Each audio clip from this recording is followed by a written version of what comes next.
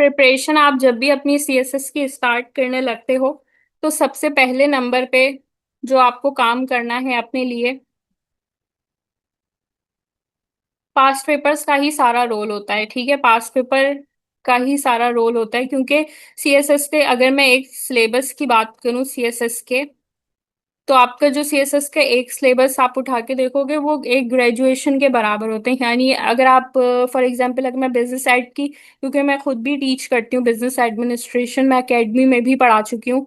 तो business administration जब मैं कवर करवाती हूँ तो उसके अंदर, क्योंकि बिजनेस एडमिनिस्ट्रेशन का अगर आप सिलेबस खोल के देखोगे या किसी का भी, तो आपको जो बिजनेस में जो 4 साल की ग्रेजुएशन के अंदर जिस तरह सिलेबस डिस्ट्रीब्यूट हुआ हुआ होता है, उसी तरह सेम आपका सीएसएस के अंदर पूरा सिलेबस वैसा ही दिया हुआ होता है। ठीक है,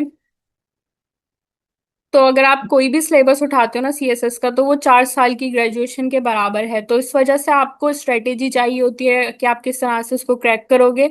और सेकंड, आप पास्ट पेपर्स को देख के ही प्रिपेयर करते हो, क्योंकि ऑब्वियसली जो चीज़ नहीं आनी वो आपको पढ़ने की जरूरत भी नहीं है, क्योंकि इस तरह आप मिक्स होके बाकी जो चीज़ नहीं आएगी वो पढ़ के आप करोगे क्या? क्योंकि आपको इंडीड एग्जाम पास करना है, तो जो आ रहा है आपको वही पढ़ना चाहिए। आई थिंक जो नहीं आ रहा वो उसके पीछे आपको टाइम वेस्ट करने की जरूरत नहीं है।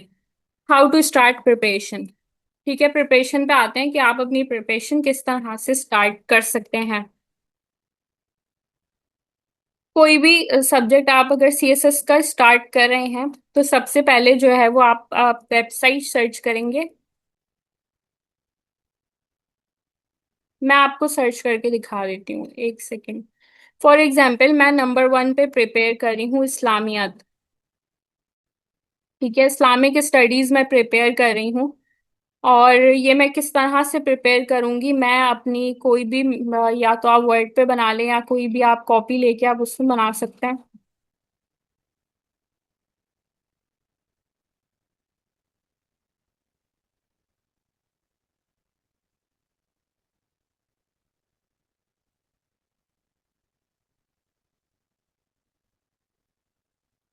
आपको इस तरह से 3 कॉलम बनाने हैं।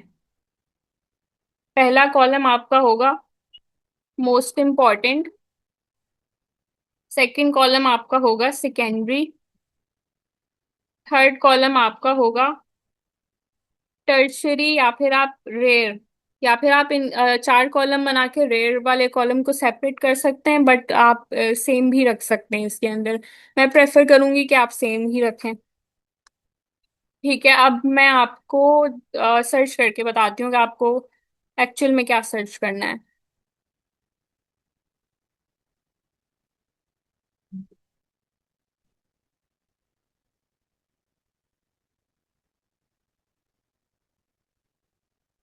जो सवाल रिपीट नहीं हो रहे होते इन पास्ट पेपर को स्किप कर सकते हैं, but I have been question get repeat after years but only 2 question remember, उनको तो स्किप कर देते हैं। हाँ, जो मैं यही बता रही हूँ आपको कि आप किस तरह से उनको सेपरेट कर सकते हो, वही चीज मैं आपसे शेयर करने जा रही हूँ। ठीक है,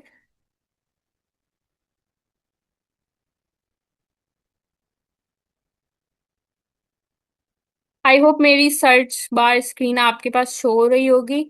आप इसके अंदर लिखोगे most repeated questions of Islamiyat in CSS. आप सीएसएस फॉरम की जो वेबसाइट है आप उस पे जाओगे। ठीक है, आप उस सीएसएस प्रिपरेशन फॉरम जो है वो आप उसी वेबसाइट पे जाओगे। इसके अलावा आप अगर किसी वेबसाइट पे जाते हो तो आपको उतना ऑथेंटिक नहीं मिलेगा।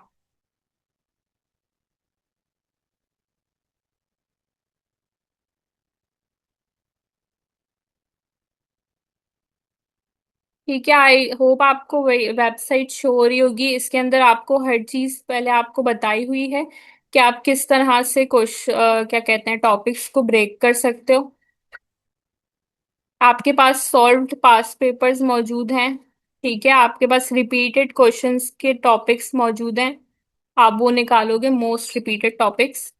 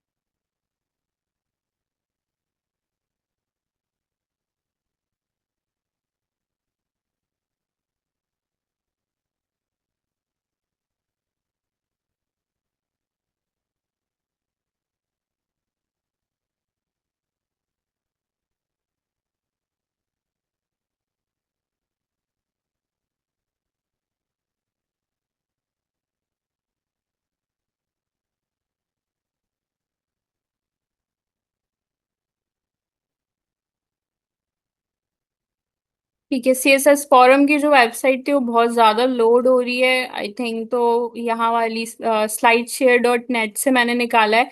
आप इस वेबसाइट के अंदर जाओगे तो आपको दिख रहा होगा कि आपको टॉपिक वाइज जो है वो डिस्ट्रीब्यूट होके क्वेश्चन नजर आ रहे हैं, जैसे discuss in detail the principle and terms of condition of jihad in Quran. यहाँ पे आपने देखा कि आपके पास जिहाद एक बार आ गया है, ठीक है। आप नीचे देखोगे, आपको दिया हुआ है कि डिफरेंट बिटवीन जिहाद एंड फसाद, और आपको और भी क्वेश्चन नजर आ रहे हैं। आपको नजर आ रहा है 2015 में भी आपके पास जिहाद पूछा गया है, 2020 में भी पूछा गया है, 2019 में भी पूछा गया है। यानी आपने यहाँ से देखा दो तीन बार कि आपको जिहाद वाला टॉपिक जो है वो बार बार नजर आ रहा है। ठीक है, तो आप जाएंगे अपने,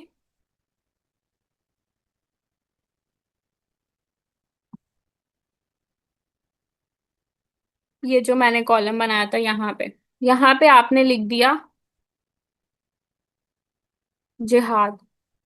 ठीक है, क्योंकि ये हमारे पास बार बार रिपीट हो रहा है, यानी आपने जब देखा कि ये 4 से 5 दफा रिपीट हो रहा है तो आपने यहाँ पे लिख दिया कि मुझे जिहाद बहुत मोस्ट इंपॉर्टेंट लग रहा है क्योंकि ये बार बार रिपीट हो रहा है। बाकी अगर मैं जहाँ मुझे कुछ टॉपिक्स जो याद है मैं वो लिख देती हूँ।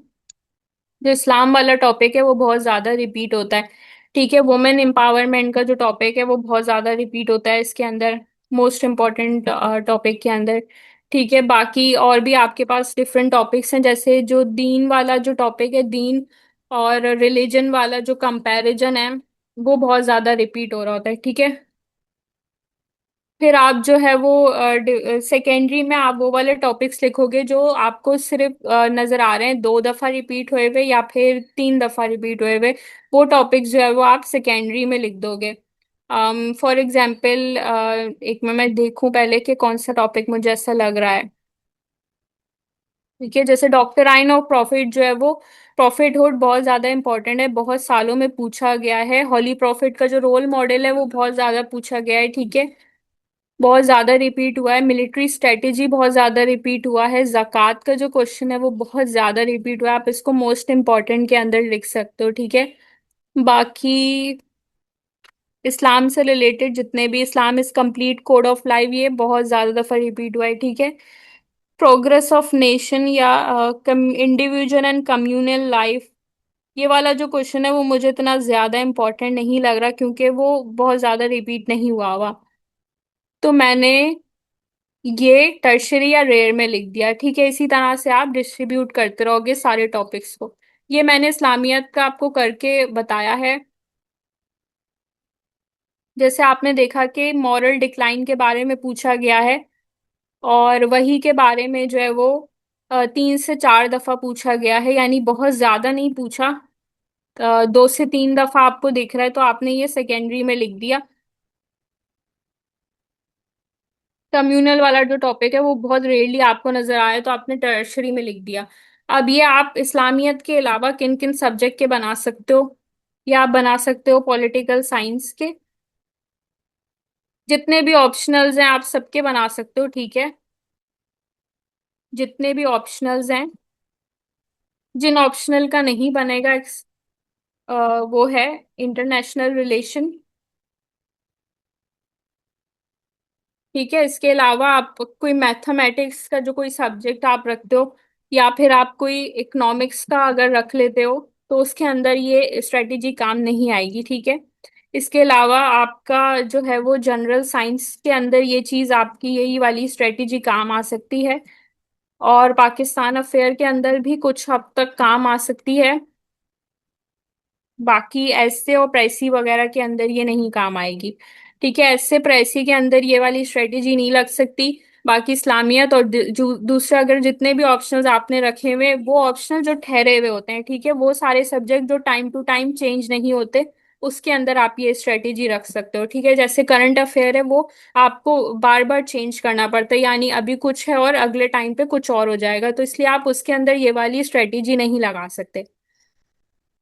ठीक है, सेकंड आपके वो सब्जेक्ट जो कि नहीं चेंज होते, जैसे जनरल साइंस है वो नहीं चेंज होता, उसके अंदर रिपीट हो रहे होते हैं क्वेश्चंस, आपको पता है कि यही सिलेबस से चेंज नहीं होगा, तो उसके अंदर आप ये स्ट्रेटेजी बहुत आराम से यूज कर सकते हो। ठीक है, तो वो सब्जेक्ट जो आपको ऐसा लगता है कि चेंज नहीं होंगे, उन सब्जेक्ट के अंदर ये वाली स्ट्रेटेजी आपकी काम आ सकती है। और इसके अंदर 3 कॉलम बनाने का जो मकसद है वो क्या है, कि आपको एक जो फर्स्ट कॉलम आपने बनाया है मोस्ट इम्पोर्टेंट, ठीक है, आपको सिर्फ इसी कॉलम को प्रिपेयर करना है, आपको सेकेंडरी और टर्शरी को प्रिपेयर नहीं करना। आपने सब्जेक्ट सारे उठाने हैं और सब सब्जेक्ट के आपने मोस्ट इम्पोर्टेंट टॉपिक्स तैयार करते रहना है, ठीक है। इसका मकसद क्या है कि अगर आप किसी सब्जेक्ट को 50%, जैसे मैंने क्या कहते हैं, इस्लामियत को मैंने 50% प्रिपेयर किया है, ठीक है, तो बाकी अगर मैं जनरल साइंस के अंदर मैं तीनों तैयार कर रही हूँ और मुझे पता है कि बाकी के दो जो है वो इतने ज्यादा आने वाले नहीं है, तो मैं इसकी तैयारी 100% कर रही हूँ। बाकी क्योंकि मैंने इसकी तैयारी में बहुत ज्यादा टाइम लगा दिया, तो मेरा जो तीसरा सब्जेक्ट मैंने जो जेंडर स्टडीज उठाया हुआ है, जो काफी ज्यादा स्कोरिंग है और मैंने उसको टाइम नहीं दिया, उसकी तैयारी मेरी 30% है। तो जैसे आप देख रहे हैं कि कुछ सब्जेक्ट की तैयारी मेरी 100% हो रही है और कुछ सब्जेक्ट की मेरी 50%, कुछ की 30%। तो जब इस तरह से मेरा रिजल्ट आएगा तो मेरा वो सब्जेक्ट जो मैंने बहुत ज्यादा प्रिपेयर किया होगा, ऑब्वियसली सिर्फ उसी में ही मार्क्स अच्छे आएंगे। दूसरे सब्जेक्ट में हो सकता है कि मेरी 30% प्रिपरेशन वाले टॉपिक्स जो हैं वो लगे ही ना और उस सब्जेक्ट में मैं फेल हो जाऊं। तो ऑब्वियसली मुझे 100% प्रिपेयर करके मैं उसमें क्या तीर मार लूंगी। तो बजाय इसके मैं सबको 50-50% ही प्रिपेयर करूंगी, यानी 50% मैंने इस्लामियत को प्रिपेयर किया, तो मैंने इसको भी 50% ही प्रिपेयर करना है, ठीक है।